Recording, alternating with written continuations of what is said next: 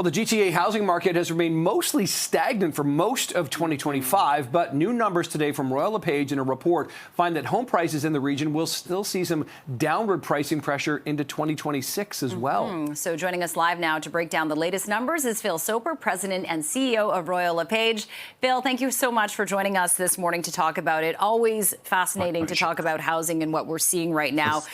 So we know that 2025 was an interesting year. 2026, we will see some growth in kind of all the different cities throughout Canada, the major markets, except for Toronto and Vancouver, the busiest and most expensive markets. Why do you think that is? Is it because, you know, the home prices are already kind of so expensive that it's already kind of at a ceiling, at a cap? You know, we've got something of a crystal ball in this industry when it comes to home prices. The volume of homes trading hands acts as a crystal ball. We've seen very small incremental increases in the number of houses trading hands in the GTA and Southern Ontario through the second half of 2025. And we believe that will gradually begin to build prices. But it won't happen in time to actually show a price increase in the Greater Toronto area. In other parts of the country, take Montreal, more moderately priced, as you indicated, we expect to see those price increases earlier in the year in the spring market. But everywhere, we're talking about low single digits. This is not one of those sharp knee of the curve things where you suddenly see double-digit changes in home prices. We're talking 1%, 2%, 3% changes in home prices. Yeah, so nothing too dramatic. And of course, we don't know specifically what's going to happen tomorrow with the Bank of Canada's sort of final rate announcement of 2025. However, I do notice in your numbers here that this could be potentially encouraging news, your report, for first-time home buyers, Phil, which has been a real target part of the market that have been struggling to get their foot on the first rung.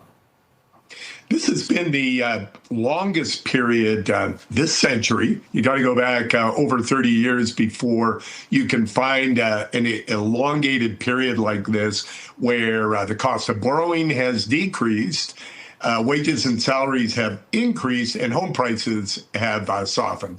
So we've had improved affordability now. It'll be 4 years in the spring of 2026, which is quite a long period of time for a booming metropolis like Toronto to see a window open for buyers. So yeah, it's good for first-time home buyers. And you know, if you're in the market, you're trading both what you own, which might be worth a little less than you want it to be, but what you're buying is also going to be less expensive than it could have been. So for people in the market, not a big change. Yeah, and Phil, let's talk about the types of homes and the prices that they're going for. So nationally, we know that those single-family detached homes always in demand. That's expected to forecast to an increase of 2% year over year. But for condos, seeing a bit of a dip. Is this related, particularly in the GTA in Ontario, to kind of like the slow housing starts we've been seeing and the barriers to building more housing, something we constantly talk about? Yeah, it's all related. You're absolutely right.